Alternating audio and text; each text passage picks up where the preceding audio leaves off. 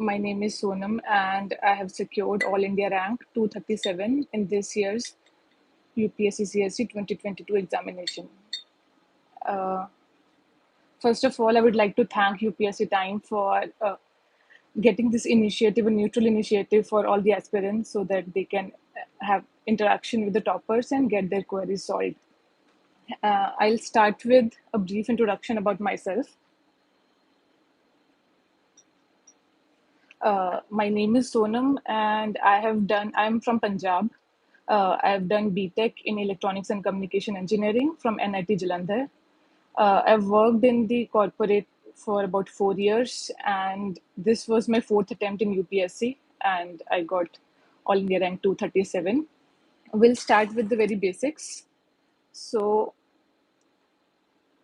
as you all know, my UPSC journey of 4 attempts has been a long one. I could not clear prelims in my first 3 attempts, and this was the first means and the first interview that I gave. And by God's grace, I got to have myself in the list. So we can start with the prelims and then mains and subsequently interview discussion. I'll be answering the most asked questions by the aspirants. I have a compilation given by UPSC Time. And post that, if there's anything that you guys want me to answer, and there are any queries, you can have them in the comment section and I'll explain that as well. My optional was sociology. So I'll start with the prelims. As you all know, prelims is right now the most trickiest of the stages. Even this year, many of the aspirants who could not clear prelims in 2, 3 attempts earlier got in the rank list this time. So prelims has to be taken in a serious manner, not only the GS part, even the CSET part as well. So for GS, I think we need to start with the we need to start. So I'll take the optional related comments when we go to the optional section. I'll keep everything very brief in terms of the sources and the strategy. We'll discuss more. I'll try to discuss more about what I think did not work in the previous attempts or something that I learned throughout the process, which you might want to, consider while you are preparing so that you don't make the same mistakes or you can learn from those things. Starting from the prelims, I think the basic book list you all would know. You can go through the topper blogs, or nowadays, if there are videos, go through the sources. You'll see there are common sources for some subjects. For example, for history, you go with the Spectrum, or for polity, you start with Lakshmikant. So go for the very standard and very basic books. Don't try to make the whole source list very complex and very exhaustive. Go for very basic ones which everyone is studying, because that's where your base will be built, and then you'll be able to build upon that basis your current affairs, anything that's happening in the news. So for history, as we said, the Spectrum for prelims is enough. Personally, I did not start with Spectrum. For myself, I started with the Bipin Chandra Freedom Struggle book. So how it helped me was, it's more like a novel. Once you go through it, you'll be able to get a whole storyline of our freedom struggle, and then you can go to Spectrum, which are more like notes. So since you have already read Bipin Chandra, once you go through those short notes from Spectrum, you'll be able to make more sense of the entire process. And once you read Spectrum twice or thrice, more or less you'll be able to remember everything. And then at the end, there is appendix in Spectrum as well. You can revise that at the time of prelims, and that would be enough. Important categories, for example, the Gandhian stage, is important. So you can go through them, and that's it. Just keep repeating, revising that, give test papers, attempt them. You'll be able to know कि हम कहाँ पे miss कर रहे हैं. जहाँ पे भी थोड़ा सा revision का scope है, revise that again. And that's all. So आपको और कुछ पढ़ने की जरूरत नहीं है history के लिए. Then going for polity, Lakshmikant is the standard book, and it's more than enough for prelim stage at least. Prelims में आप उसमें भी स्टार्टिंग से ऐसे नहीं कि फर्स्ट पेज से शुरू कर दिया और आखिर तक पढ़ेंगे. It's a very exhaustive book. तो उसमें भी आप ट्राई कीजिए कि जो इंपॉर्टेंट सेगमेंट्स हैं उनको पहले फिगर आउट करके उनको पढ़िए. And how you will get to know about that? Previous year questions देखिए, प्रीलिम्स का जो बुकलेट आता है जिसमें आपको लास्ट 20-30 ईयर्स के वो क्वेश्चंस होंगे, गो थ्रू देम, उनको देखिए, यू विल सी कि कुछ स्टैंडर्ड टॉपिक्स हैं जिनसे बहुत सारे क्वेश्चंस आते हैं। जैसे फंडामेंटल राइट्स आपको आना ही चाहिए, आप चाहे प्रीलिम स्टेज के लिए पढ़ो, चाहे मेंस के लिए, चाहे इंटरव्यू के लिए, तो आप उसको उससे स्टार्ट कीजिए। आप फंडामेंटल राइट्स पढ़िए, डायरेक्टिव प्रिंसिपल्स पढ़िए, फंडामेंटल ड्यूटीज पढ़िए, मेजर अमेंडमेंट्स जो हुई हैं वो पढ़िए, सुप्रीम कोर्ट की इंपॉर्टेंट जजमेंट्स पढ़िए, जुडिशरी बहुत इंपॉर्टेंट है, जैसे आजकल जुडिशरी एग्जीक्यूटिव का कॉन्फ्लिक्ट है तो वो पढ़िए। So go through all that, basis the priority. ऐसे नहीं है कि एक ही लाइन से सब पढ़ेंगे, बिकॉज इट्स वेरी एग्जॉस्टिव। जो सबसे इंपॉर्टेंट है उसको सबसे पहले पढ़िए, उसको ज़्यादा रिवाइज करिए। You can skip other parts initially और बाद में उसको उनको भी पढ़ लीजिए, एक आध बार रिवाइज कर लीजिए, बट आप उसको एक बार स्ट्रेटेजी बनाइए कि उसको हम कैसे पढ़ेंगे। Then going for economics, I initially read the economics का एनसीईआरटीज पहले, जो 11th एंड 12th का। 9th-10th का भी आप पढ़ोगे, आपको एक दिन में खत्म हो जाएगा। 9th-10th का बहुत कम रहता है। After that you can go for 11th and 12th का macro economics part only, not the micro one. आप उसको पढ़ेंगे तो आपको थोड़ा सा बेसिक आइडिया हो जाएगा इकोनॉमिक्स का। Once you are done with that, I personally went for the Shriram का बुक। श्रीराम का अभी तो प्रिंटेड बुक आने लगा है, आई टुक द नोट्स वाला प्रिंट आउट, सो आपको मार्केट में कहीं पे मिल जाएगा। उसमें सारे चैप्टर्स आई थिंक बहुत ही अच्छे से गिवन है। You go through them once और ट्वाइस, आपको कॉन्सेप्ट सारे क्लियर हो जाएंगे। एंड इकोनॉमिक्स एक बहुत ही डायनामिक सब्जेक्ट है, उसमें the topics in current affairs keep on changing, तो जो उस समय चल रहा है इंपॉर्टेंट, उसको आप दोबारा रिवाइज करिए कि मॉनेटरी पॉलिसी का चल रहा है कि बिकॉज ऑफ कोविड, फिर उसके बाद अब इन्फ्लेशन, फिर रिसेशन, तो उसमें उसका इम्पोर्टेंस क्या है, how it impacts our economy in general, कैसे आरबीआई उस पर प्रोसीजर, कैसे आरबीआई में मॉनेटरी पॉलिसी कमेटी उस पर एक्शन लेती है, उनका क्या टारगेट्स होते हैं, कौन टारगेट सेट करता है। So this you will know through current affairs and you have to focus on them more, but आपको मोरलेस सारे बेसिक्स पता होने चाहिए, बिकॉज बेसिक्स पे इकोनॉमिक्स के बहुत ईजी क्वेश्चंस आते हैं, आप उनको कंफर्म अटेम्प्ट कर सकते हो, उसमें कोई डिस्प्यूट नहीं रहता है।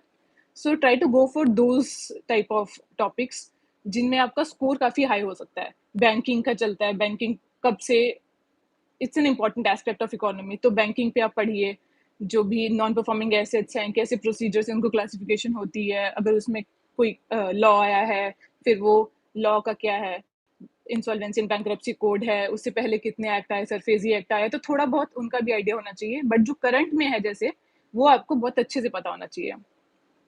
And then for geography, NCRTs are enough. So you go through the NCRTs till 12th. 11th, 12th का तो पढ़ना ही है. If you have time, you can go through 6th, 7th, 8th वाला NCRT also, and that's, I think, enough. Other than that, you'll know current affairs में क्या है, ला Neena El Nino चलता रहता है।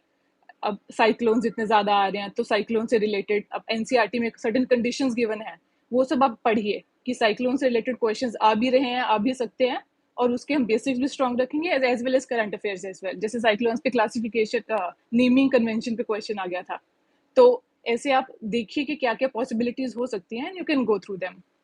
And then for art and culture also I think 11th का NCERT is enough. उसमें there can be many tricky questions, तो current affairs में जो भी इंपॉर्टेंट टेम्पल्स चल रहे हैं, कहीं भी कुछ एक्सकवेशन हुई है, you have to focus on that. But static part में आई डोंट थिंक उसमें इतना बेनिफिट होता है कि आप बहुत सारे सोर्सेज को एक्सप्लोर करो, even though the questions come, at least nowadays they are very at times difficult, और you might not be able to cover them in your standard source, but उसकी ज़रूरत नहीं है, बिकॉज आप कितना टाइम इन्वेस्ट कर रहे हो वर्सेस उसका कितना आउटपुट आ रहा है, वो बहुत कम हो जाएगा। सो अपना इनपुट जितना आप दे रहे हो उस पर मैक्सिमम आउटपुट आपको मिलना चाहिए। सो इन दैट केस थोड़ा सा आप ध्यान से कीजिए। तो आर्ट एंड कल्चर के लिए go through the NCERT 11th वाला, एंड जो करंट अफेयर्स में चल रहा है, जैसे विजन की बुकलेट आ जाती है जिसमें PT 365 monthly also is there, but PT 365 में कंपाइलेशन होती है, तो आप उसको देखिए, उसमें आपको इंपॉर्टेंट टॉपिक्स पता चलेंगे। And the other one is environment. Environment के लिए people do read Shankar IAS. मैंने वो शंकर आईएएस पढ़ा नहीं है, I read the PMF IAS का एक बुकलेट आता है, तो उसको मैंने एक बार ही पूरा पढ़ा है, बाकी बीच में इंपॉर्टेंट टॉपिक्स को रिविजन करती रही।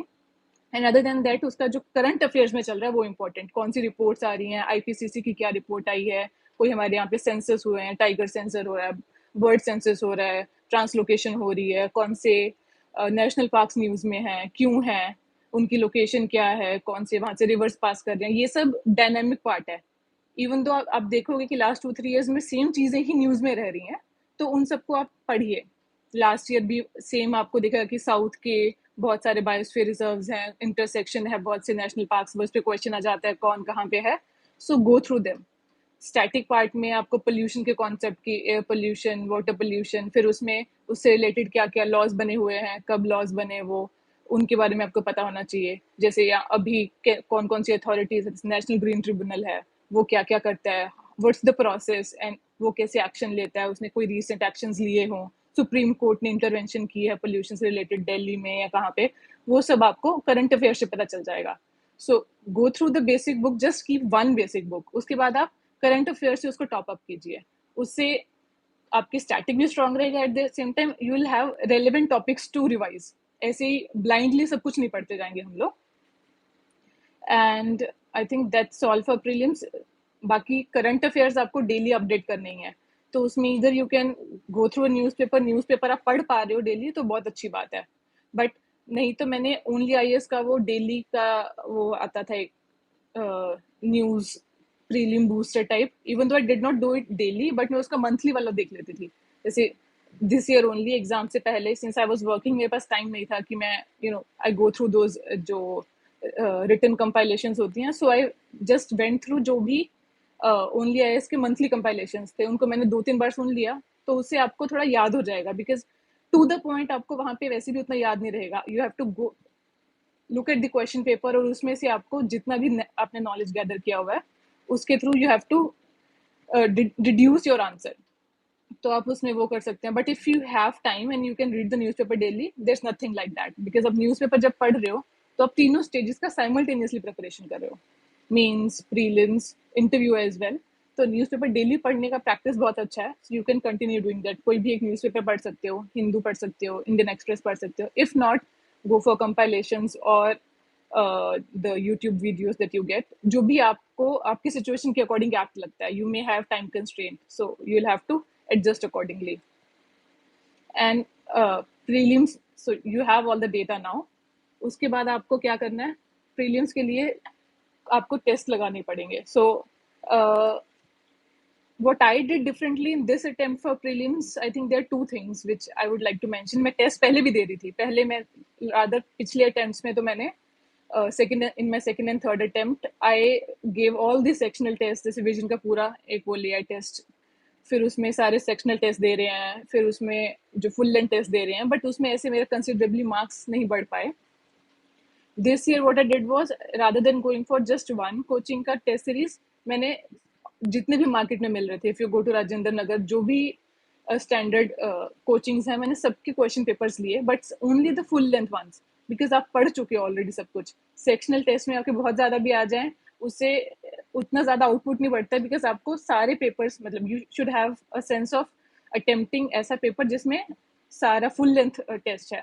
तो मैंने विजन का, फोरम का, इनसाइट्स का, जीएस को का, जिसका भी टेस्ट मिल रहा था वहाँ पे, सबके फुल लेंथ टेस्ट 5-5, 6-6 ले लिए, और फिर रेंडम उनको अटेम्प्ट करना शुरू किया कि कोई भी एक ऐसे पिक कर लिया कि आज चलो विजन का मिल गया तो आज विजन का करेंगे, नेक्स्ट डे हम जीएस स्कोर का कर लेंगे रेंडम।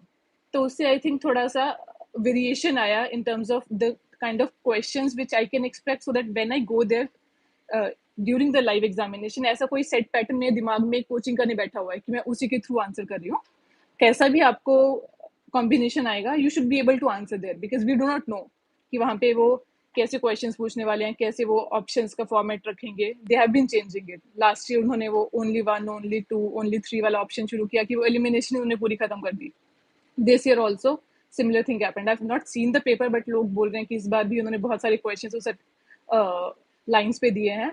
सो आपका वो ट्रिक्स वाला जो स्कोप है वो कम हो जाता है, आपका खुद का जो हार्ड वर्क है as well as your presence of mind, वहाँ पे आपको कोई ट्रिक्स वगैरह लगाने की जरूरत नहीं है। आई हैव सीन मेनी वीडियोस जो यूट्यूब पे आते हैं कि प्रीलिम्स में आप ये ऐसे कर लो, सम वाला हटा, if there is statement with some in it, that means it's a more probable correct answer, and then all वाला गलत है। ये सब नहीं करना है। ये सब करने में नेगेटिव आई थिंक मार्क्स रहते हैं, तो आपको उसका नुकसान ज़्यादा होगा, फ़ायदा कम होगा। So do intelligent guessing. You can eliminate, but not on basis कि किसी में सम लिखा किसी में और लिखा, basis your understanding, your knowledge that you have gated all throughout, उसके अकॉर्डिंग आप करेंगे तो you will be able to score more marks. मतलब वो ज्यादा फ्रूटफुल और ज्यादा लॉजिकल भी है, तुक्का थोड़ी मारना है वहां पे जाके हमें। तो थोड़ा इंटेलिजेंट गेसिंग कीजिए, एलिमिनेट आपको थोड़ा बहुत करना पड़ेगा, बट एट द एंड आपको सेन होके पेपर देना है वहां पे। And the second thing I think is what is your mental state while you're giving the exam.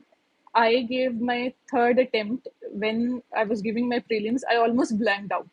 So मैं इतना उस time, because I had not cleared first two prelims, ऐसे थोड़ा प्रेशर हो जाता है। आई थिंक आई गॉट ओवरवेल्म्ड, और एक आध क्वेश्चन साइंस का आ गया था, वेरी बेसिक साइंसेस का, जो आई थिंक एक प्रेशर कुकर वाला क्वेश्चन था, विच इज़ लाइक कि मैं साइंस की स्टूडेंट हूँ, आई गॉट इमोशनल कि ये क्वेश्चन नहीं हो रहा है। वो मेरे सेट में आई थिंक 35th कुछ ऐसा क्वेश्चन था, and I spend so much time on it thinking कि नहीं होना चाहिए होना चाहिए। By the time I saw my watch for the first time, 1.25 घंटा से ज़्यादा टाइम हो चुका था, और मैं 33rd क्वेश्चन पे थी, फर्स्ट आइटरेशन थी, एंड मैंने ऑब्वियसली 10-15 क्वेश्चन ही अटेम्प्ट किए थे। सो आई गॉट नर्वस फटाफट करने में, I missed it up, and I knew कि इस एग्जाम ने मुझे ओवरवेलम कर दिया, and that kind of affected me a lot कि एक एग्जाम को एग्जाम की तरह लेना चाहिए, बट ऐसा नहीं था, मैंने बहुत ज़्यादा प्रेशर ले लिया था। As against that, this time my only target was कि मैं I have to go inside, I have to keep my cool, at least I have to go through entire question paper twice, पूरा देखना है 2 बार, जो भी logical attempt कर सकती हूँ फर्स्ट गो में, सेकंड गो में I have to do the attempt, और टाइम से पहले इसको कंप्लीट करना है। कितना हो रहा है, नहीं हो रहा है, क्या होगा नहीं होगा, I think I was able to keep control on myself during that. अब ऐसे भी परफेक्ट नहीं था, इवन ड्यूरिंग द एग्जामिनेशन एक पॉइंट ऐसा था, one of my hand started shivering कि डर लगने लगा फिर से, फिर मैंने उसको रोका दूसरे हाथ से कि नहीं, इस बार नहीं, थोड़ा सा मतलब कूल रखना पड़ेगा आपको। तो मेंटली भी आपको स्ट्रांग होना है, because I don't think between my third and fourth attempt in terms of what I had read कुछ ज्यादा बढ़ गया था, बढ़ा नहीं, रादर कम ही हुआ होगा, because I was working while giving the fourth attempt, so I could not even revise many of the standard books. मैंने फुल लेंथ टेस्ट दिए, उसमें से मुझे आइडिया हुआ कि ये थोड़ा सा मिसिंग है, ये मुझे याद नहीं है, तो मैंने उसको रिवाइज किया। ऐसे फुल फ्लेज्ड मैंने प्रिपरेशन नहीं किया। तो थर्ड और फोर्थ अटेम्प्ट में नॉलेज वाइज कुछ डिफरेंस नहीं था, बट वो जो वहां पे जाके आपका मेंटल स्टेट होता है, उसमें आई थिंक थोड़ा डिफरेंस था। तो वो आपको ध्यान रखना है कि you have to work hard, you have to study, but pressure नहीं लेना है। मतलब don't let exam get the better of you. आप जाइए, गिव योर बेस्ट, थोड़ा स्टेबल रहने की कोशिश कीजिए, वो आप प्रैक्टिस पहले भी कीजिए, इट्स वेरी डिफिकल्ट। मतलब मैं बोलने में अभी आसान लग रहा है, उस टाइम पे मुझे भी बहुत डर लग रहा था, but try to practice it, because even when we go in services, इससे बहुत ही डिफिकल्ट सिचुएशंस आने वाली हैं। सो उस केस के लिए I think we have to start from here only. जो प्रीलिम्स में ही इतना डर रहे हैं, they are anyway not fit. तो मैं उस समय इतना ज़्यादा हाइपर हो रही थी, दैट वाज नॉट कूल। तो प्रीलिम्स के लिए I think this is it, आपको प्रैक्टिस करना पड़ेगा, you have to keep reading, थोड़ा होराइजन बढ़ाना पड़ेगा। जो एक सेट पैटर्न पे अभी आजकल प्रिपरेशन चल रही थी, UPSC has shown in the last 2-3 years कि वो नहीं चलेगा। तो गो through the current affairs, through standard books, और अपने ऊपर ज़्यादा फोकस कीजिए।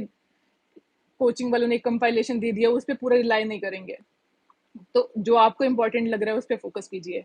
And then coming for CSAT, CSAT में I am from engineering background, तो मैंने कुछ खास प्रिपरेशन नहीं किया था, बट आई हैव सीन कि the paper is getting tougher day by day.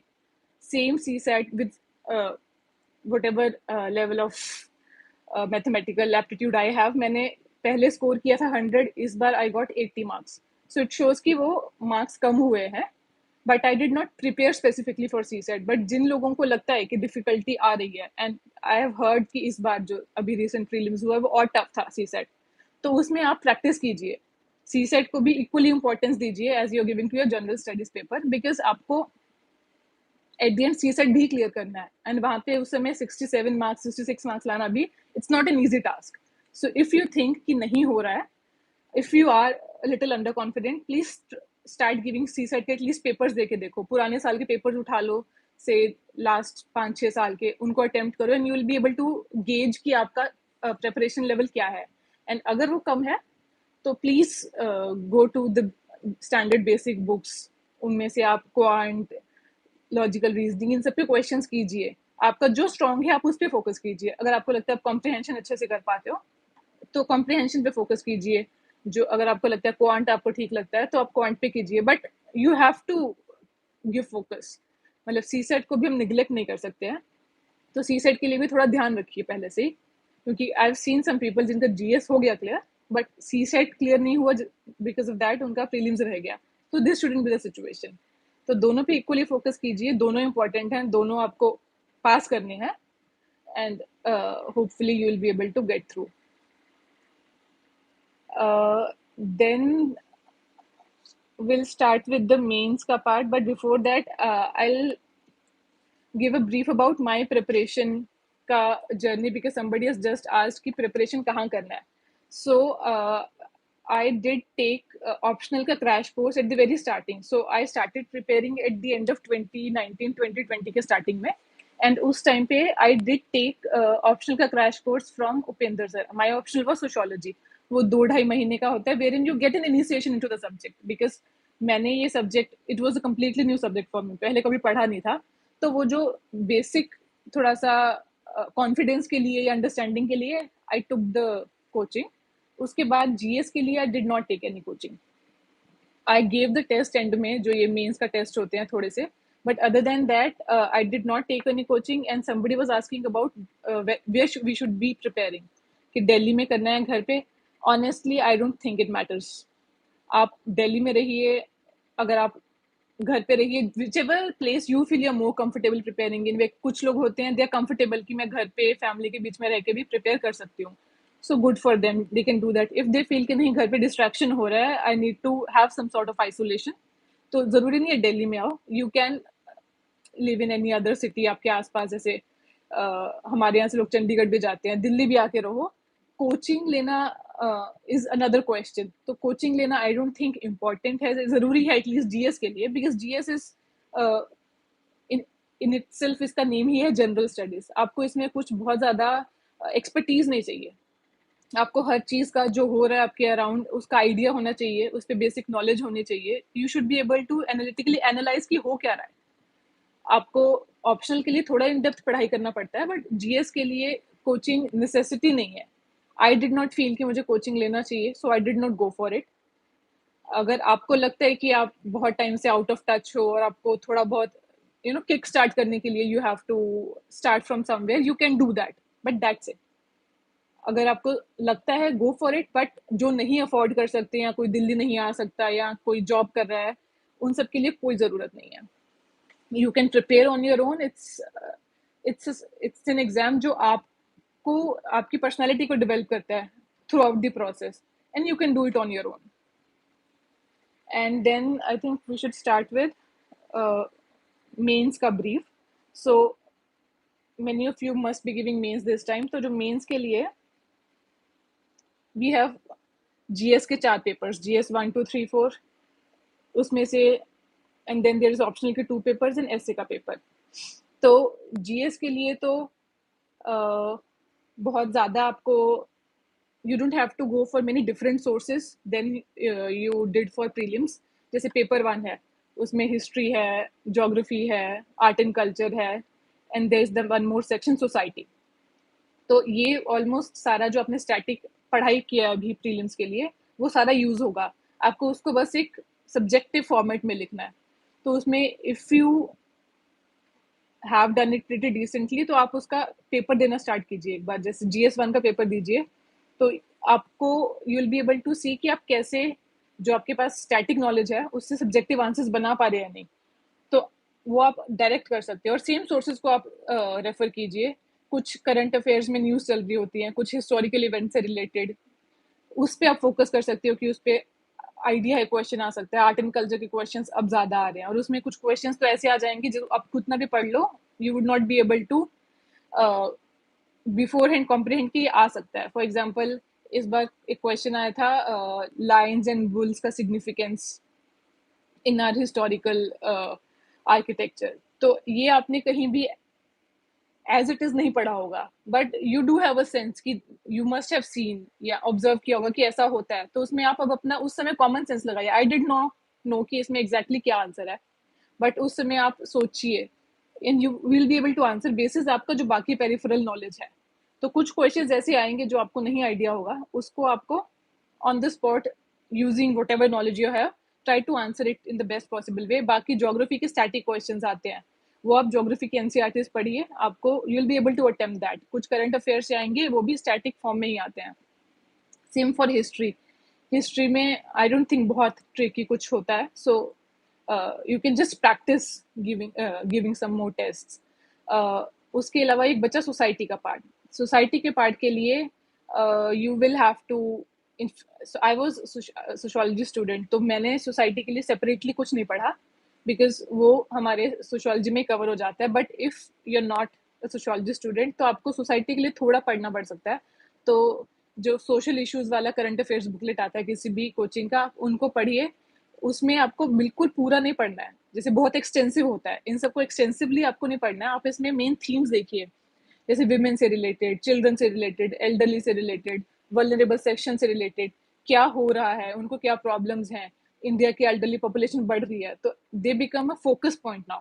तो उस पर क्वेश्चन आ सकते हैं, उनके लिए कोई लॉज आए हैं रिसेंटली, उनके क्या चैलेंजेस है, उनसे रिलेटेड थोड़े से स्टैट्स आप लर्न कर लीजिए ताकि आप इंट्रोड्यूस उससे कर पाएँ, उससे आप थोड़ा अच्छा कंक्लूजन दे पाएँ and you will be able to answer. उसके लिए बहुत स्पेसिफिक जैसे बुक्स भी पीपल डू रेफर की बुक्स आप पढ़ो, तो आई डोंट थिंक कि आपको उतना ज़रूरत है। 3-4 क्वेश्चंस आएंगे and you should be able to answer basis current affairs. उसमें बहुत स्टैटिक पार्ट पे क्वेश्चंस नहीं आते हैं and I think you should be good. So GS1 के लिए I think this is it. And then coming to GS2, GS2 is polity, governance, international relations, and social justice.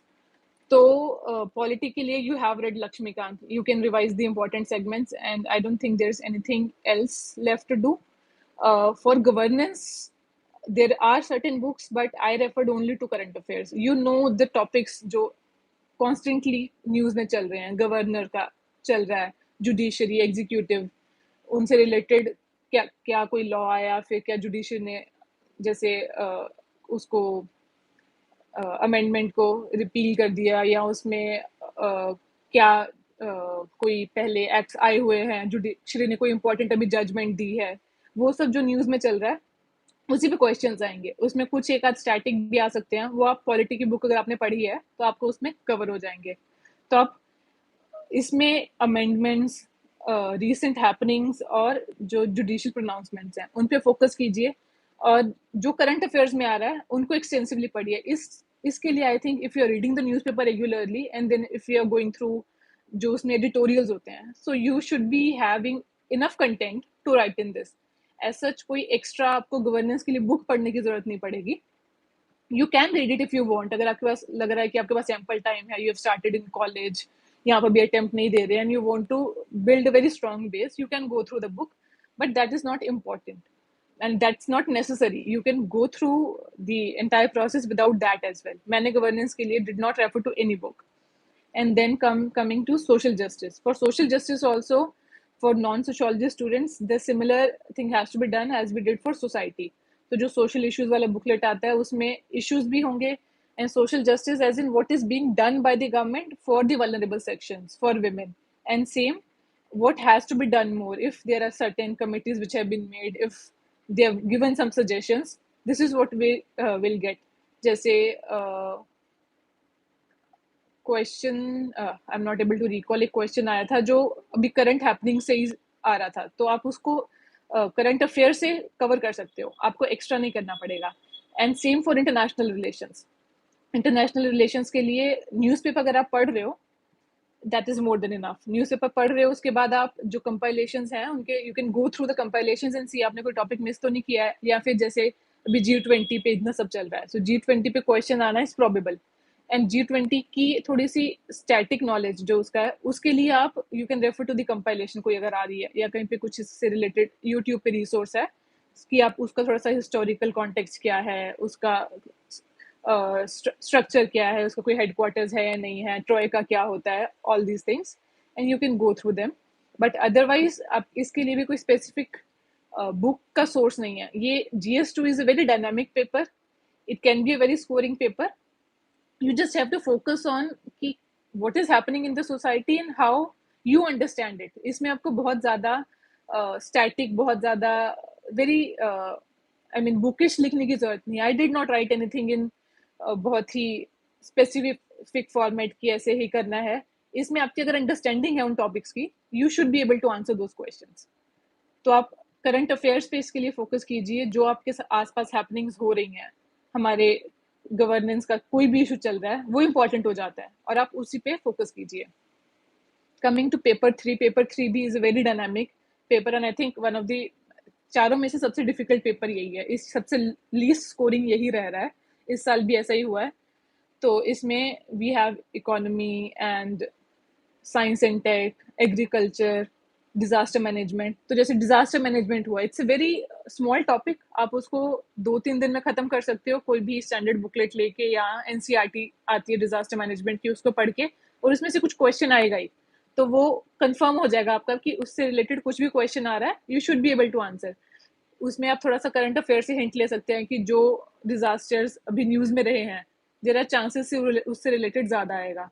अभी recent इतने tremors Delhi area में आ रहे हैं, तो उससे related था कि अर्थक्वेक्स हैं, अर्थक्वेक्स पे हो सकता है, साइक्लोन्स पे हो सकता है, तो आप वो देखिए। And then same for agriculture, agriculture के भी फिक्स टॉपिक्स हैं। एग्रीकल्चर के कुछ चीज़ें न्यूज़ में चलती हैं, बट बहुत जैसे मिनिमम सपोर्ट प्राइस है, मिनिमम सपोर्ट प्राइस का आप कॉन्सेप्ट देखिए, कैसे बफर स्टॉक बनता है गवर्नमेंट के पास, उसमें what are the challenges they are facing, what if they don't what if they give direct support, direct benefit transfer। तो एग्रीकल्चर में वाटर टेबल डिक्लाइन हो रहा है, सेलिनिटी बढ़ रही है, क्यों हो रहा है, why are the states like Punjab, उनमें बहुत ज़्यादा फर्टिलाइजर आप पेस्टिसाइड यूज़ कर रहे हो, तो उससे क्या नेगेटिव इम्पैक्ट हो रहा है, and how we can resolve that. जैसे रेन फेड एरियाज हैं ईस्टर्न साइड पे, उस साइड पे आपको क्या करना चाहिए जिससे कि प्रोडक्टिविटी बढ़े। Same how you can utilise water more, तो वाटर एफिशिएंसी बढ़ाने के लिए, प्रोडक्टिविटी बढ़ाने के लिए कौन कौन से आपको टेक्निक्स यूज करने चाहिए।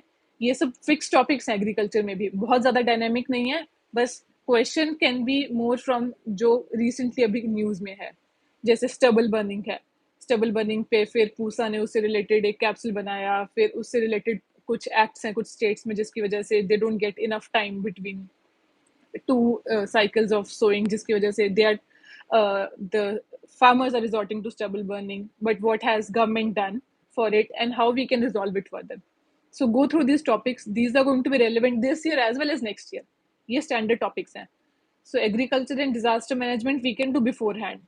Then comes economy, economy is a very dynamic topic, तो ये आपके करंट अफेयर्स में ही आप कवर कर सकते हो if you are good with the basics. If you write some standard book, उसके बाद करंट अफेयर्स में जो भी आ रहा है उसको हमेशा अपडेट करते रहिए।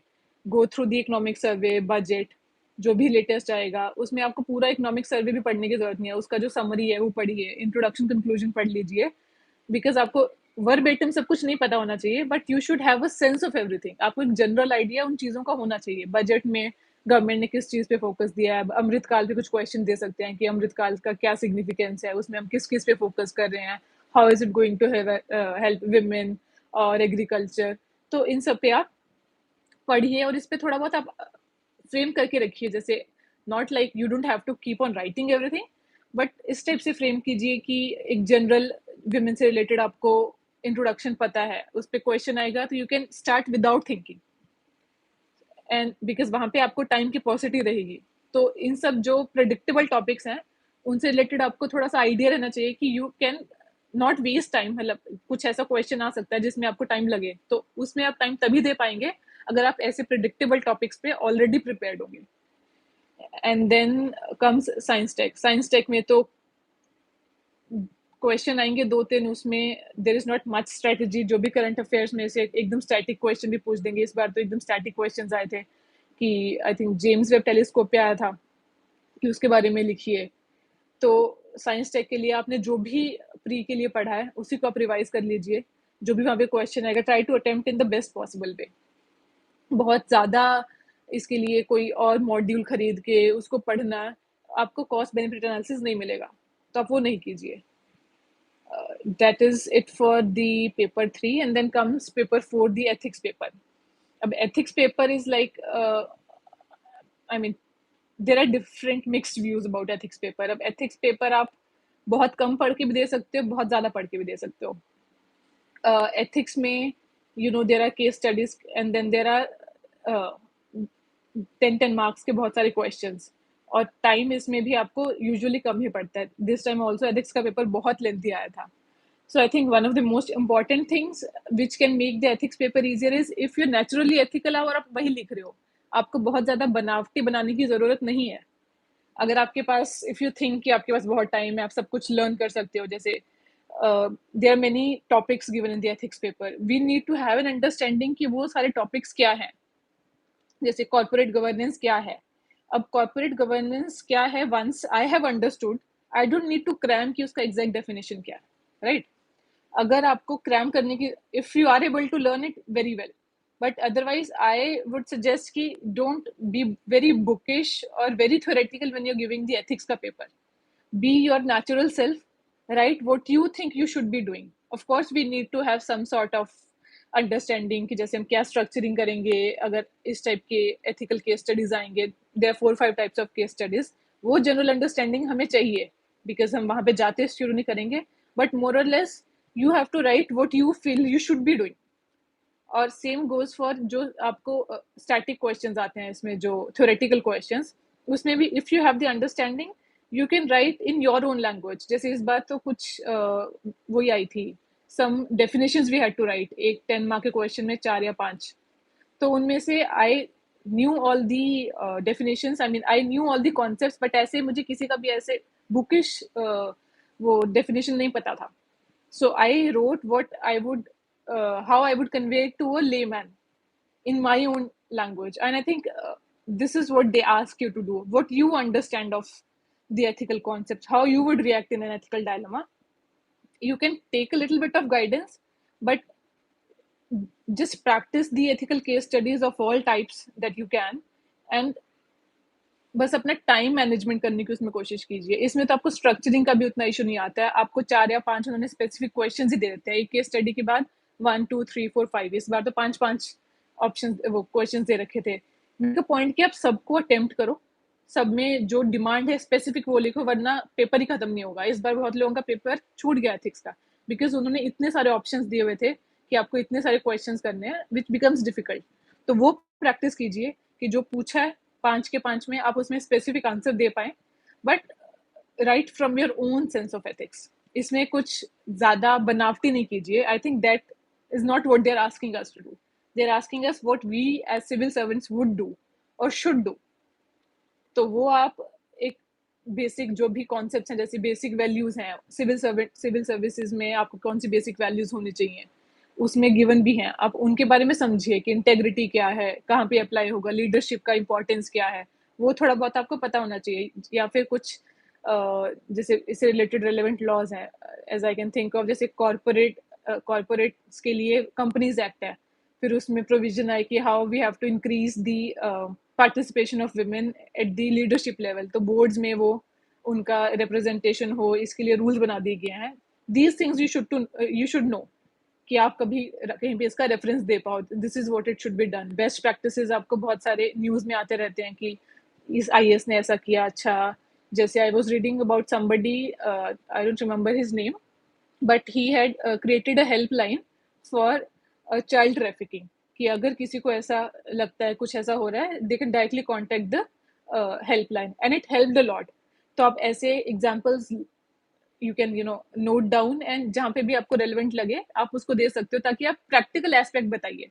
आपको वहाँ पे थ्योरेटिकल नहीं, आपको जो आप रियल लाइफ में करोगे आपको प्रैक्टिकल एस्पेक्ट बताना है. And you should be able to score good if you are being your natural self in the exam. And then then we'll start with the answer writing ka aspect. We have done GS 1 to 4 specifically for sociology. I'll take up later, but in general आपको answer writing के लिए क्या करना है. I think the most important part of the entire GS means का paper is answer writing, because आपके पास, अगर आपने प्रीलिम्स क्लियर किया है आपके पास नॉलेज है, you just need to be able to put that into the paper, और उसके लिए there is no other substitute than practising. आप लिखने की कोशिश कीजिए ताकि आपको इतना प्रैक्टिस हो जाए कि आपको सोचना नहीं पड़े। जब आप एग्जामिनेशन सेंटर में हैं, आप कोई क्वेश्चन देखो, you should immediately start writing. अगर उसमें आपको 30 सेकंड पहले उसको सोचने में लग रहे हैं तो आपको पेपर कंप्लीट नहीं हो पाएगा। तो आपको पेपर कंप्लीट करना, ये फर्स्ट प्रायोरिटी होनी चाहिए कि answer writing, sorry, when we are giving the mains we don't have to leave any question. अगर आपने पूरा पेपर कर दिया है, you are half way through. If you will see कि जितने भी लोग मेंस क्लियर करते हैं, ऑलमोस्ट सबने सारा पेपर अटेम्प्ट किया होता है। पेपर मिस कर दिया तो आप already you are behind them. तो पेपर हमें पूरा करना है।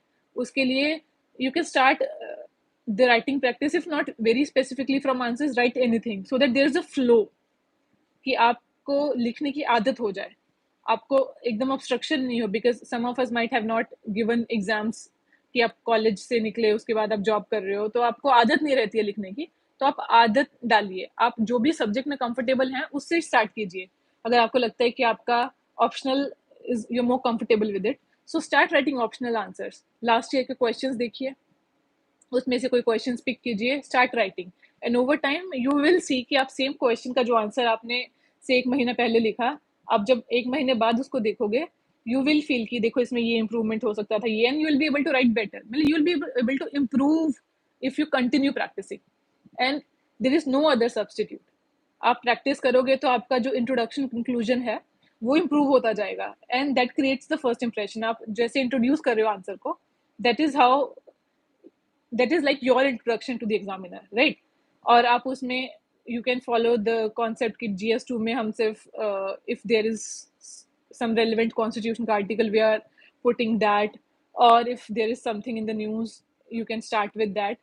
तो आप ऐसा introduction start कीजिए जिससे the examiner should know कि आपको question समझ आ गया। अगर आपको नहीं उतना आइडिया हो रहा है, you can give very static introduction as well, but आपके इंट्रोडक्शन से एग्जामिनर को ये समझ आ जाना चाहिए कि at least you know what they are asking about. तो उससे एक आपका अच्छा इंप्रेशन बनता है। Then subsequent standard you have to write the main demand of the question and give a possible conclusion. ये this is a standard format, but doesn't mean कि आपको हमेशा फॉलो करना ही है। If there is paucity of time, you are running out of time, 2-3 question बचा है, you obviously can skip the whole process, और जो most important part है उसको एड्रेस कीजिए, but otherwise try to follow this। और आंसर राइटिंग जब आप शुरू कर रहे हैं उसी में देखिए कि आपकी जो राइटिंग है वो लेजिबल है या नहीं है। आप पहले स्टार्ट कीजिए और उसको इम्प्रूव करना शुरू कीजिए अगर उसमें आपको इशू लग रहा है। जैसे आई थॉट कि my handwriting is pretty decent, but while I was writing I could see कि बहुत से वर्ड्स ना the other person was not able to comprehend कि क्या लिखा है, कि उसमें थोड़ा सा अच्छे से नहीं लिख रहे हैं। तो उसको इम्प्रूव कीजिए ताकि एग्जामिनर को ईजी हो आपका आंसर पढ़ने में। अगर उसको आंसर पढ़ने में स्ट्रगल हो रहा है तो वो वैसे इंटरेस्ट लूज कर देगा। तो make it easier for the examiner to go through your paper, and obviously they will give you more marks. तो अपनी हैंड राइटिंग देखिए, आप स्पेसिंग कितनी कर रहे हैं वो देखिए, कि आप you are writing in a वे कि एग्जामिनर जब पढ़ रहा है उसको बहुत क्रैम्ड नहीं लगे, थोड़ा उसको लगे कि आप वो अच्छे से पढ़ पा रहे हैं। तो स्पेस अच्छे से दीजिए, 2 वर्ड्स के बीच में, 2 लाइन्स के बीच में, underline it, all the standard things you have to do. इसमें कुछ नया नहीं मैं आपको बता रही हूँ, but this will only come if you practice this। Even 3 months after prelims are more than enough if you do it diligently। तो आप उसको डेली इम्प्रूव करने की कोशिश कीजिए कि मैं ये कर रहा हूँ, फिर से मैंने अब थोड़ा सा टाइट टाइट लिख दिया, मुझे समझ नहीं आ रहा है, तो next day try to be conscious कि नहीं मुझे इसको थोड़ा सा स्पेसिंग दे के लिखना है। तो 3-4 दिन में आपको उसकी आदत डल जाएगी। सो दैट वे आपको जो आपका लिमिटेड नॉलेज बेस है, जो भी आपको आता है, उसमें भी आपके मार्क्स बढ़ेंगे without putting in more effort into the knowledge part. Because जितना है उस पर मैक्सिमाइज पहले करने की कोशिश कीजिए ना, तो you will be able to perform well. And then in case you want, आप एक एक किसी भी स्टैंडर्ड कोचिंग का वो टेस्ट सीरीज ले सकते हैं। वो इसलिए नहीं कि वो आपको क्या उस पर कॉमेंट देंगे, इसलिए कि आपने एक बार टेस्ट सीरीज ले लिया तो आप एक उसमें उसको डिसिप्लिन वे में आंसर लिखेंगे, आप फुल लेंथ टेस्ट देंगे। इट्स वेरी इंपॉर्टेंट कि आप पेपर देने से पहले एटलीस्ट 7-8 फुल लेंथ टेस्ट दे के जाओ, सो दैट आपको थोड़ा सा एग्जाम का फील है, 2-2 आंसर आप डेली लिख रहे हो, से 3 महीना पहले डेली आपने 4 आंसर लिख दिया, 5 लिख दिया, दैट इज फाइन। बट आपको एट द एंड वहाँ पे 20 क्वेश्चन लिमिटेड टाइम में एकदम नए क्वेश्चंस अटेम्प्ट करने हैं, उसके लिए आपको थोड़ा मेंटली प्रिपेयर करना पड़ेगा। तो कोई भी टेस्ट सीरीज लीजिए, आप उसको हफ्ते में पहले स्टार्टिंग में एक बार एक टेस्ट देना शुरू कीजिए और उसको पूरा कीजिए। स्टार्टिंग में हो सकता है आपके 15 क्वेश्चन हो, 16 हो। The first test I gave, I did only 15 question in that, और 15 में भी I was not very satisfied कि उनमें भी कोई क्वालिटी अच्छी है, बिकॉज बहुत जैसा भी मैंने उसमें परफॉर्म किया, आई was not satisfied, but over time वो इम्प्रूव हुआ। So by the time I did go for the exam, I was able to write 20 questions, and that gives you sense of confidence as well ना। आप exam में जा रहे हो, आपको पता है कि आपने पहले भी 20 क्वेश्चन किए हैं, सो एटलीस्ट थोड़ा सा कॉन्फिडेंस रहेगा कि हाँ मैं आगे भी कर सकती हूँ। So give full length test, उसमें आपको कितना कोचिंग में मार्क्स मिल रहा है, कितना आपको क्या फीडबैक मिल रहा है, वो बहुत ज़्यादा इंपॉर्टेंट नहीं है, बट बॉल पैक होना चाहिए। ऐसा नहीं है कि आपके कोचिंग में 40 नंबर आए हैं तो आप एक्सपेक्ट करोगे कि 100 आ जाएंगे, या 120 आए हैं तो आप कॉन्फिडेंट ही हो जाओगे कि पेपर में भी 120 आएंगे, ऐसा नहीं है। बट एक average marks if you are getting here, then you should try to improve on your own, कि आपने वो टेस्ट दिया, फिर आप खुद ही उसमें देखो उन्होंने जो भी आपको फीडबैक दिया है, go through the feedback as well. If you see something is relevant, improve on that. If you feel कि नहीं मेरा ये ठीक है, तो have some confidence on yourself. Improve basis your own analysis of your tests.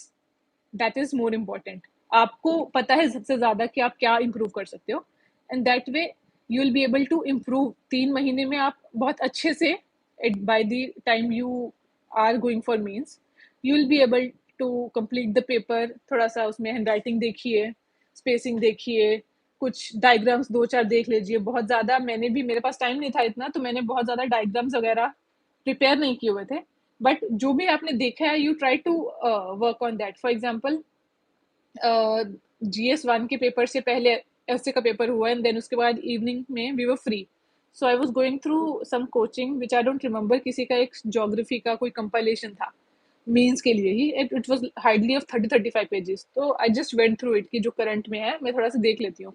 उसमें एक आध डायग्राम था, एक आध मैप था। सो आई डोंट इवन रिमेंबर, मैंने उसके बाद आके पेपर में देखा नहीं है, बट मैंने एग्जैक्टली वो आई न्यू कि मैंने ये देखा हुआ है तो मैं इसको यूज कर सकती हूँ, और did use it in the paper.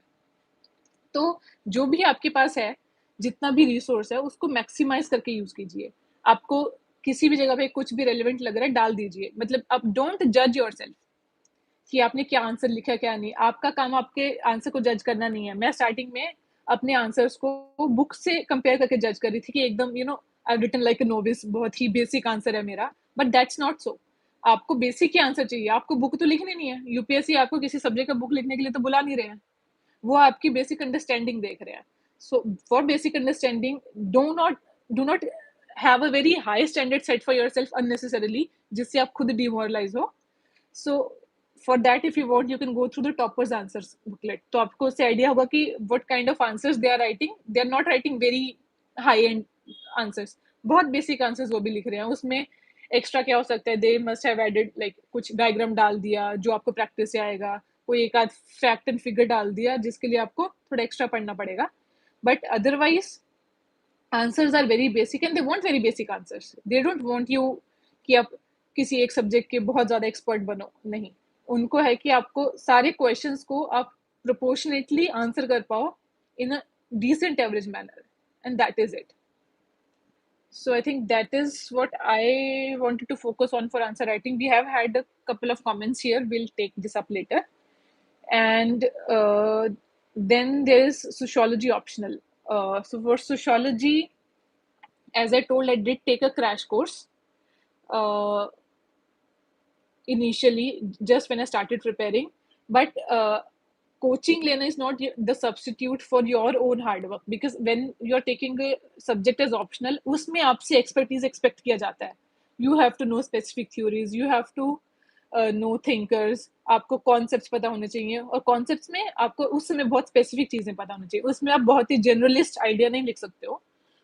तो but at the same time optional में बहुत स्कोप है कि आप उसमें, if you are putting in hours, you will be able to get much more marks out of it than you would in GS. So optional can help you score real well.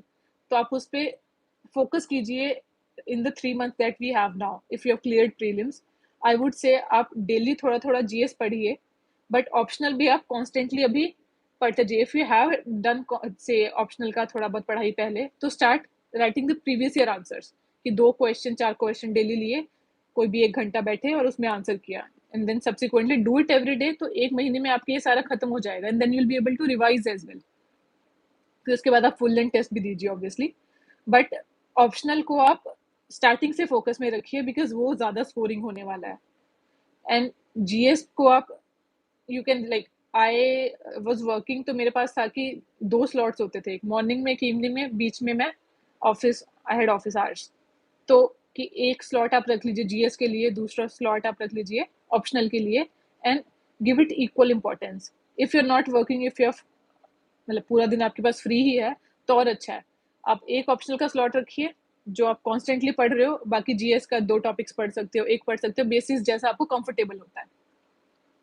Optional sociology के लिए I would say paper 1 and paper 2 दोनों पे equal importance दीजिए, because paper 1 हम starting में शुरू करते हैं, and we are more comfortable with paper 1, which is the general sociology. तो जिसमें फॉरेन थिंकर्स वगैरह है, वो हम ज़्यादा कंफर्टेबल हो जाते हैं. पेपर 2 को हम थोड़ा सा आई थिंक निग्लेक्ट कर देते. This is what I also did. मैंने पेपर 2 का फुल लेंथ टेस्ट भी नहीं दिया था before the actual exam, paper 1 का ही दिया हुआ था. सो try to focus equally on paper 2 as well. You should be able to score well. मैंने पेपर 2 में थोड़ा सा कम ध्यान दिया था, and that did reflect in my marks as well. Paper 1 में I got 144, but पेपर 2 में I got 124 only. तो उसमें आपके पास इम्प्रूव करने का स्कोप है, तो आप प्लीज उस पर थोड़ा सा फोकस कीजिए, ताकि पेपर 2 भी आप अच्छे से स्कोर कर पाए. Just give me a second.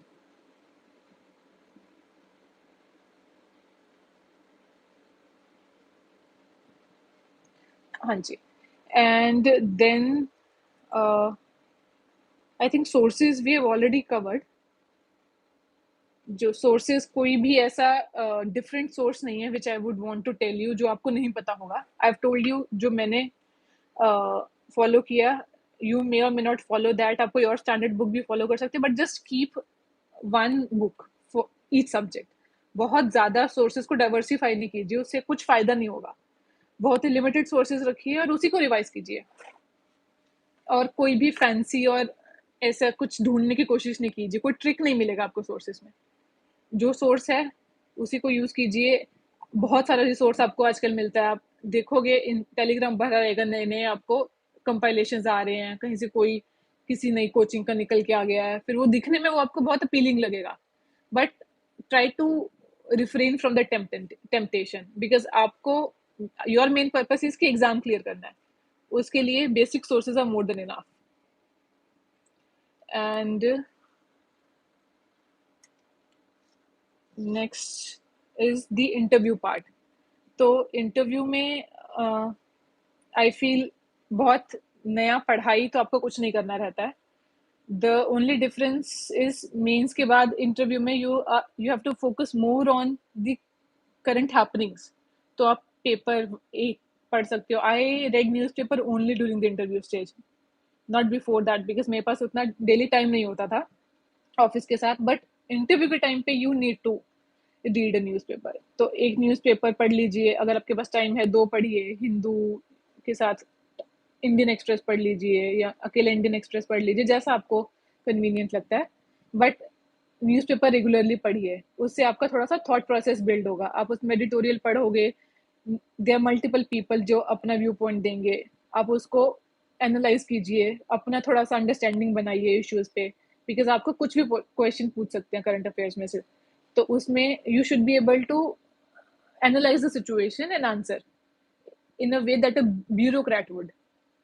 बाकी इंटरव्यू के लिए आपको डैफ प्रिपेयर करना है. डैफ पे जो भी पॉसिबल क्वेश्चंस आपको लगता है आपके बन सकते हैं, कंपाइल देम. वो ज़रूरी नहीं है कि आप एग्जॉस्टिव लिस्ट पहले बना पाओ.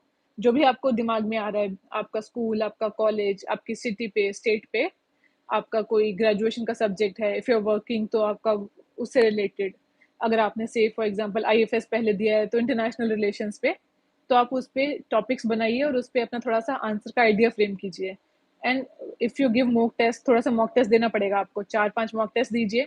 आप मॉक टेस्ट दोगे, उसमें आपको एक तो you will get the sense of कि क्या सराउंडिंग्स होती हैं, तो आप थोड़ा कंफर्टेबल हो जाओगे।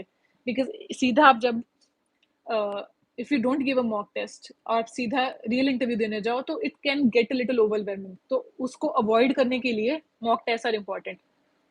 मॉक टेस्ट आप दीजिए, उसमें आपको फीडबैक भी मिलेगा and you can get varied feedback. जैसे कोई आपको बोल रहा है कि नहीं हाथ ऐसे रखिए, कोई बोल रहा है ऐसे रखिए, तो वो उस पर उतना ध्यान मत दीजिए।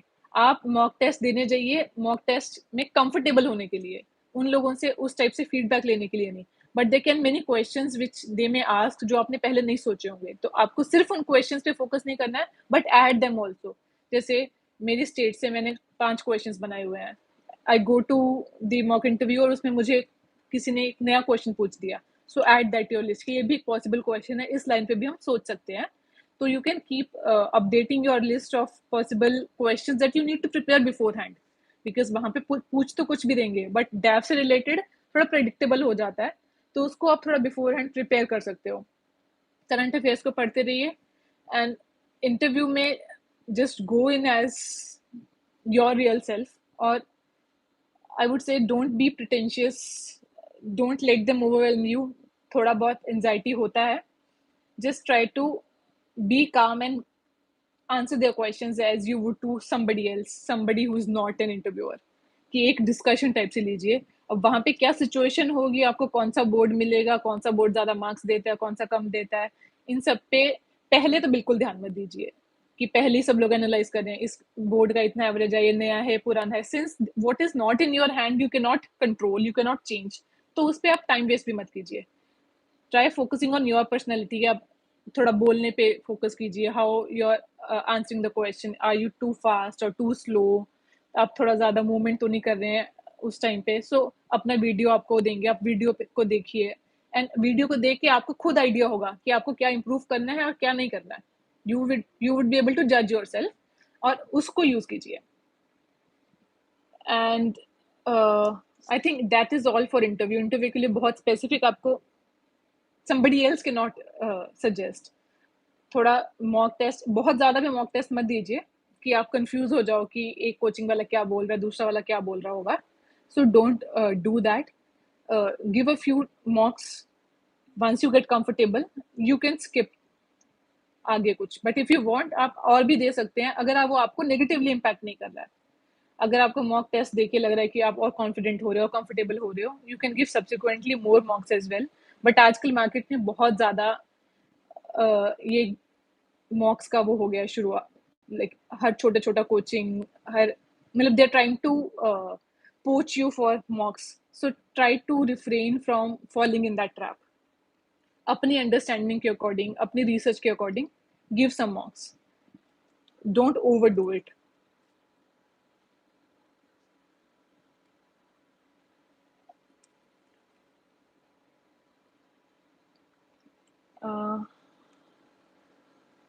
Other than that, what else? हाँ, NCERT's importance. So NCERT's में, as I told, for history I did not go through NCERT, but some people just do the NCERT's as well. So if you have done NCERT and you think वो sufficient है, you can skip the say Bipin Chandra part. But otherwise if you have sufficient time, जैसे आपने college में start किया या आपको लग रहा है कि आप एक साल अभी अटेम्प्ट नहीं दे रहे हो, तो आप सारी एनसीईआरटीज पढ़िए। उससे आपको सबकी बेसिक अंडरस्टैंडिंग हो जाएगी। जैसे पॉलिटी के लिए भी are constitution at work 11th-12th का एनसीईआरटीज हैं, तो उसमें आपको इन अ स्टोरी फॉर्म उसमें बहुत ही ईजी लैंग्वेज में गिवन रहता है, तो आप उसको पढ़ सकते हैं। बट अगर आपके पास टाइम नहीं है तो आप लक्ष्मीकांत पढ़ेंगे, उससे भी हो जाएगा। सो you can selectively read as per your need and the time you have at hand. If you have sufficient time, then start with NCERTs. But if not, then for geography, for art and culture, go through NCERTs only. बाकी के लिए आप एकदम जो standard books हैं, because आपको वो भी पढ़नी ही पड़ेंगी, तो आप उन स्टैंडर्ड बुक्स को डायरेक्टली पढ़ सकते हो।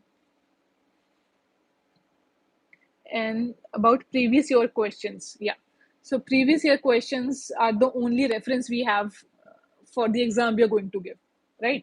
कोचिंग वाले भी उसी से रेफरेंस लेके आपको क्वेश्चंस बना के देते हैं. So previous year questions are the most important. Even when you start the preparation, that is what you should look for, कि आप जो पढ़ रहे हो उससे आपकी क्या एक्सपेक्टेशन होनी चाहिए. We are not reading just for the sake of reading, right. We are reading to be able to answer questions. तो वो आंसर क्वेश्चंस अब कैसे होगा, आप प्रीवियस ईयर आपने कुछ भी पढ़ा है, आप एक टॉपिक पढ़िए and then go through that topics previous year questions. और जैसे आप पॉलिटी से स्टार्ट कीजिए और उसी में पढ़िए, बिकॉज पॉलिटी मोर लेस थोड़ा स्टैटिक पार्ट है. तो आप उसमें देखिए कि आप are you able to answer those questions. If not, कि आपको और अच्छे से पढ़ना है. आप ऑप्शनल का अंडरस्टैंडिंग कैसा क्वेश्चन रिक्वायरमेंट होता है, वो सब आपको प्रीवियस ईयर क्वेश्चंस को देख के चलेगा, और उसी के थ्रू आप अपना स्ट्रेटेजी बनाइए कि आपको कैसे पढ़ना है, आपको कौन सा सोर्स फॉलो करना है. तो previous year questions are a must for both prelims and mains. Prelims के लिए तो अब इतना डायनामिक होता जा रहा है कि anything that you do is less, but starting we have to do from previous year questions. Coaching वालों का सप्लीमेंट्री है, बाद में आप ऐड कीजिए, but previous year question skip मत कीजिए, उसको आप सबसे पहले कीजिए. और इससे भी पहले I think I skipped, I should have started with that about the syllabus part. So obviously when you start the preparation, आप स्टार्ट करोगे तो आपको सिलेबस ही है which will act as a source for you to strategise your plan. तो उसके लिए आपको सिलेबस देखना पड़ेगा. प्रीलिम्स का सिलेबस एज सच उतना इम्पोर्टेंट नहीं है, but you have to go through it. But mains का सिलेबस आपको बाय हार्ट पता होना चाहिए, because only if you know mains का syllabus you will be able to say read the newspaper more effectively, कि newspaper में क्या relevant है क्या नहीं है. स्टार्टिंग में तो आप न्यूज़पेपर पढ़ोगे तो आप ओवरवेलम हो जाओगे कि आपको लग रहा है सभी कुछ इंपॉर्टेंट है, 2-2 3-3 घंटे आपको लग रहे हैं. तो न्यूज़पेपर आप में क्या पढ़ें, क्या इंपॉर्टेंट है, वो आप कैसे करोगे, वो आप अपना सिलेबस देख के करोगे. सिलेबस देखिए, प्रीवियस ईयर क्वेश्चंस देखिए, उससे you will be able to make sense of what is important in the newspaper. तो उसमें आप जितना आपको आइडिया होगा, धीरे धीरे आप इम्प्रूव कर पाएंगे, and you will be able to minimise the time you have to spend on newspaper, और आपका एफिशिएंसी बढ़ेगा. एनसीईआरटीज में न्यू पढ़े या old, since I did not read the NCERTs for history, I'll not be able to answer this. जो भी source है, बहुत ज़्यादा इसमें स्पेसिफिक होने की ज़रूरत नहीं. जो भी आप सोर्स एक फॉलो कर रहे हैं, आप उसको अच्छे से फॉलो कीजिए. आपने न्यू स्टार्ट कर दी तो अब न्यू पढ़िए, आपने ओल्ड पढ़ी है तो ओल्ड पढ़िए. कुछ लोग तमिलनाडु वाली पढ़ते हैं, बट जो भी पढ़ रहे हो उसको सिंसियरली पढ़िए. So what ever you do, just be honest with your preparation your self. कोई और तो आपको चेक नहीं करेगा. And if you do that, I think we should be good, because sources का कोई limit नहीं है. About my own interview experience. So, I think my interview went well. My home state is Punjab, तो पंजाब से related. I'm from Ludhiana, तो लुधियाना से related. I had multiple questions then on cyber security, women issues, specifically Ludhiana की industry, उसकी stagnation से related. And since my chairman of the board was Raj Shukla sir, जो कि ex army man है, तो उन्होंने आर्मी से रिलेटेड क्वेश्चन पूछे. अग्निपथ स्कीम पे पूछा कि क्यों इस पे इतना प्रोटेस्ट हो रहा है, why do you think is the problem, is India against any change, हमें रेजिस्टेंस इतना क्यों दे रहे हैं. More of an interactive session wherein to fro questions were coming basis whatever I was answering.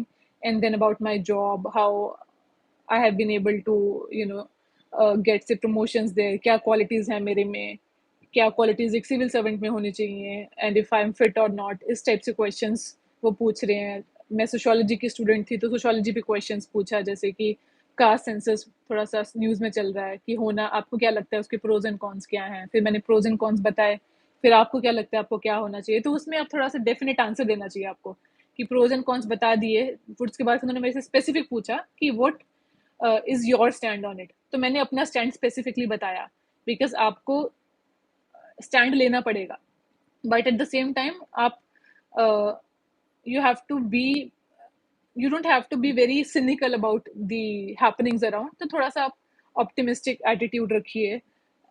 just think कि आप already service में हो और आप as a civil servant answer कर रहे हो, you will be able to understand कि आपको क्या बोलना है और क्या नहीं बोलना है, और उसी के अकॉर्डिंग बोलिए.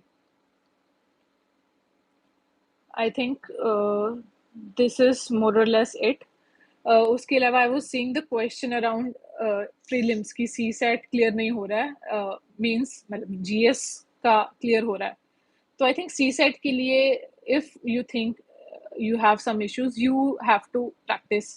ऐसा कोई इसमें there is no other way that I can tell you. You have to practise. आप सी सेट को भी उतना ही सीरियसली लीजिए जितना आप जीएस को ले रहे हो. सी सेट में भी आप टाइम इन्वेस्ट कीजिए. अगर आपको लग रहा है आपका मैथ्स ज़्यादा वीक है, उसको, अगर आपको कुछ क्लास लेना है क्लास लीजिए, नहीं तो आप जो बुक्स आती हैं बुक्स खरीदिए, उसमें बेसिक क्वेश्चंस करना शुरू कीजिए and build on that. Because आपको फिक्स पैटर्न के क्वेश्चंस तो पता है कि इस टाइप के क्वेश्चंस तो पक्का आते हैं, तो उनको कीजिए. जो आपको लगता है कि लो हैंगिंग फ्रूट्स है आपके लिए, जिनमें आप इजीली इम्प्रूव कर पाएंगे, उन पे फोकस कीजिए. बिकॉज कुछ क्वेश्चंस तो ऐसे होंगे, कैट का पेपर तो हम दे नहीं रहे हैं कि हम नहीं कर पाएंगे, but rather than focusing on what we can not, try to focus on जिनको हम इजीली इम्प्रूव कर सकते हैं इफ वी आर स्ट्रगलिंग, और उन पे फोकस कीजिए. आई am not sure but I did read somewhere that this time the maths part was difficult but comprehension थोड़ा ठीक था. नॉर्मली क्या होता था, कॉम्प्रिहेंशन ऐसा आता था कि मुझे भी लगता था कि I should rather focus on maths की, उसमें कॉम्प्रिहेंशन का कंफर्म आंसर ही नहीं पता चलेगा आपको एंड तक भी. Because if I am investing 3 minutes on a question of quant, अगर आंसर आएगा तो I am confirm, but this is not so in the comprehension वाला पार्ट. कॉम्प्रिहेंशन में मैंने कुछ और आंसर दिया, कोचिंग वालों ने कुछ और दिया, यूपीएससी कुछ और दे देगा. So I try to balance that way कि कॉम्प्रिहेंशन में जो 2-3 ईजी लगेंगे वो कर लूंगी, इसमें क्वांट का इतना करूंगी पहले. That way you can strategise basis your strengths. किसी को कॉम्प्रिहेंशन ही ज्यादा इजी लग सकता है, तो you can invest more time on practising on that. But the in the nutshell the whole point is CSAT is equally important. अब सी set just because ये qualifying है तो इसको हम इग्नोर नहीं कर सकते हैं. इसमें जिसको भी लग रहा है कि थोड़ा एफर्ट चाहिए, एफर्ट लगाइए, आप प्रैक्टिस कीजिए. इसके अलावा कोई और मतलब इसमें शॉर्टकट नहीं होगा obviously, right? Okay, I'll try and pick up a few questions from here. Somebody has asked if optional हम सितंबर तक complete कर लें and then GS. If you're asking for next year, I think it's a good plan. For this year, obviously, आपको दोनों balance करके चलना पड़ेगा. Optional अगर आपका एक बार हो गया है, once you have done it once, उसके बाद आप जीएस को टाइम दे सकते हैं. बिकॉज उसके बाद आप जीएस पढ़ेंगे, वही आपका प्री में भी आगे यूज होगा. एंड देन वंस प्री का आपने प्रिपरेशन कर लिया है, सॉरी प्री हो गया है, you can pick up the optional and revise quickly again. So this is a good plan if you can follow through. About the notes, so I did not make any notes for prelims. For mains मैंने sociology के notes बनाए थे. Sociology के मैंने बहुत सारे answers भी लिखे थे. So I think for the optional you need to make notes of your own so that you get comfortable with the subject enough and you can write the answers. I think they also act as notes at a later point. For example, before the exam of optional, I did not go through जो मैंने static इतना सारा notes बना रखे थे. Rather, I went through the answers I had written. Because same topic जो मैंने notes में 10 पेज में बनाया हुआ है, उसी पे जब मैंने आंसर लिखा तो उस पर मैंने बहुत कंसाइज फॉर्म में 2 या 3 पेज में कवर कर दिया था. तो मैंने पेपर से जस्ट पहले 1-2 दिन I went through all the answers I could जो मैंने लिखे हुए थे, and I thought towards the latest stage they were decent enough for me to revise. That way बहुत कम टाइम में I was able to revise almost the entire syllabus. So you can also follow that.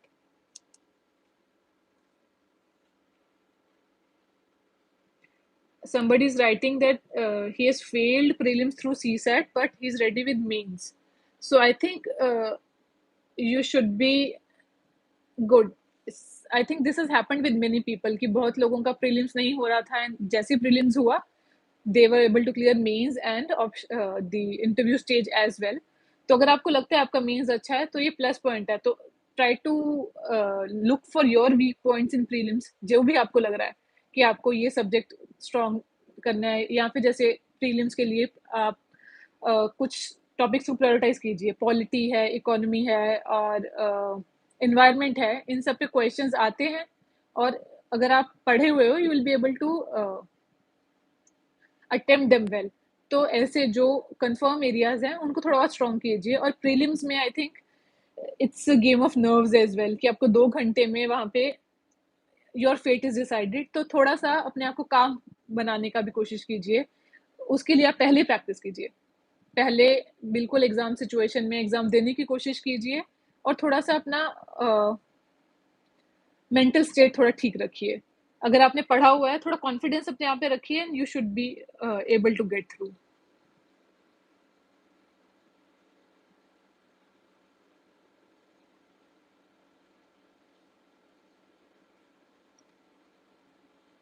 Somebody is saying, how shall I go for test series if I'm not feeling I'm prepared at all? I think this is what everybody feels. So it's not new to you. आपको लगता है कि आपका preparation नहीं है। अगर आपने prelims clear किया है तो आपका बेसिक एक लेवल का प्रिपरेशन ऑलरेडी है। आपने आंसर्स लिखे नहीं होंगे, बट आपको उसी को तो इम्प्रूव करना है। आपने आंसर्स अभी तक नहीं लिखे, नहीं लिखे, अब लिखना शुरू कीजिए। डेली स्टार्ट कीजिए, 2 आंसर लिख लीजिए, 5 आंसर लिख लीजिए।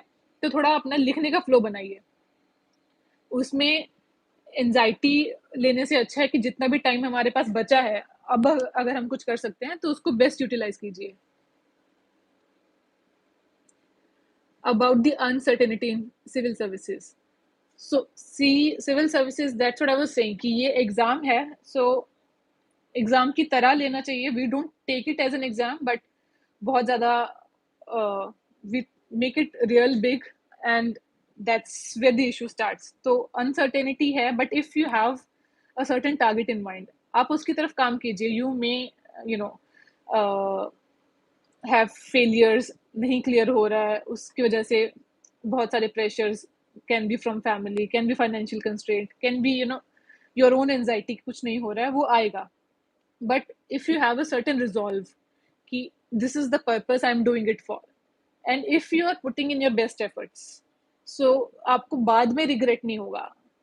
I was overwhelmed during the third वाला attempt का prelims, because somehow I think दिमाग में ऐसा था कि शायद बहुत ज़्यादा जो पढ़ना था उतना नहीं पढ़ा है। तो वो एफर्ट आप लगाओगे तो आपको कॉन्फिडेंस रहेगा कि मैंने जितना करना था मैंने कर लिया। आगे का अब आपके हाथ ही में नहीं है, तो आप कुछ कर नहीं सकते हो। और अगर आपके पास कोई स्पेसिफिक पर्पस है, तो आप 4 बार फेल हुए, 5 बार फेल हुए, you will continue through it. उसमें if you have some people to support you, कुछ आपका खुद का, you have some hobby, you can do that. For me, I think even my job was help, I believe, कि इतना मेरे पास time ही नहीं था इस बार कि मैं दिमाग लगाऊं कि मुझे आता है, मुझे नहीं आता है, मैं प्रिपेयर कर रही हूँ, मैं नहीं कर पा रही हूँ। I was working continuously till the very last day. मैंने छुट्टी ली नहीं, बस मेंस के पेपर जिस वीक में था उसी वीक छुट्टी ली। उसके अलावा ना प्रीलिम से पहले ना इंटरव्यू से पहले, तो I was engaged in the job itself. तो उतना ज़्यादा जो है ना, अननेसेसरीली सोचने का मुझे टाइम नहीं मिला। तो आप भी थोड़ा सा अपने आप को एंगेज रखिए। अगर आप बस प्रोक्रेस्टिनेट नहीं कीजिए, और ज़्यादा ओवर फोकस नहीं कीजिए कि what if what not, just give your best.